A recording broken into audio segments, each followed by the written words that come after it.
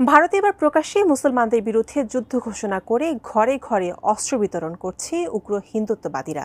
এমনই ঘটনা ঘটেছে উত্তরপ্রদেশের গাজিয়াবাদে, যেখানে স্পষ্টভাবে মুসলমানদের বিরুদ্ধে ঘৃণা, উস্কানি আর সহিংসতা ছড়ানো হচ্ছে। সম্প্রতি সামাজিক যোগাযোগ মাধ্যমে এমন কিছু ভিডিও ভাইরাল হয়েছে। এই বিষয়ে বিস্তারিত থাকছে ডেস্ক রিপোর্টে।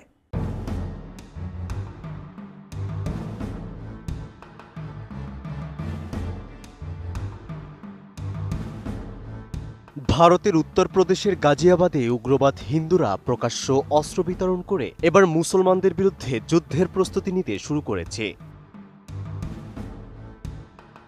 29 ডিসেম্বর শামিলার গার্ডেন এলাকায় একটি উগ্র হিন্দুত্ববাদী সংগঠন জনসমক্ষে এসব অস্ত্র বিতরণ করেন। তাদের স্থানীয় কার্যালয়ের সামনে অস্থায়ী স্টল বসিয়ে সংগঠনটি তলোয়ার ও কুড়াল বিতরণ করে, যেখানে বাংলাদেশ ও ভারতীয় মুসলমানদের বিরুদ্ধে তাদের বক্তব্য দিতে দেখা যায়। এমন কিছু ভিডিও সামাজিক যোগাযোগ মাধ্যমে ভাইরাল হওয়ার পর ভারতীয় প্রশাসন তীব্র সমালোচনার মুখে পড়েছে।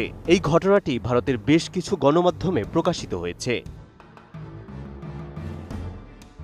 এর পরপরই পুলিশের অভিযানে 10 জনকে গ্রেপ্তার করা হয়েছে এবং তাদের কাছ থেকে বেশ কিছু অস্ত্র জব্দ করা হয়। অভিযুক্ত সংগঠনটির নাম হিন্দু রক্ষা দল, যার প্রধান ব্যক্তি পিঙ্কি ভূপেন্দ্র চৌধুরী, যিনি বর্তমানে পলাতক রয়েছেন। পুলিশ জানিয়েছে তার খোঁজে অভিযান চলছে।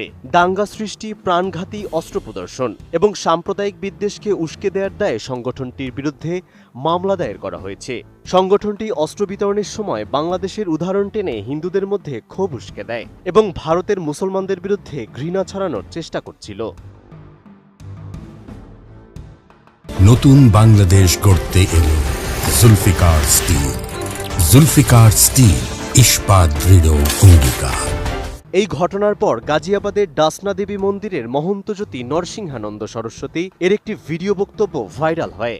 ভিডিওতে তিনি তলোয়ার বিতরণের ঘটনা সমর্থন করে বলেন, শুধু তলোয়ারে কিছু হবে না, বরং হিন্দুদের আইসিসের মতো জঙ্গি সংগঠন তৈরি করতে হবে। তার এমন বক্তব্য যা সরাসরি ভারতের সহিংসতাকে উস্কে দেওয়ার কৌশল হিসেবে দেখা হচ্ছে।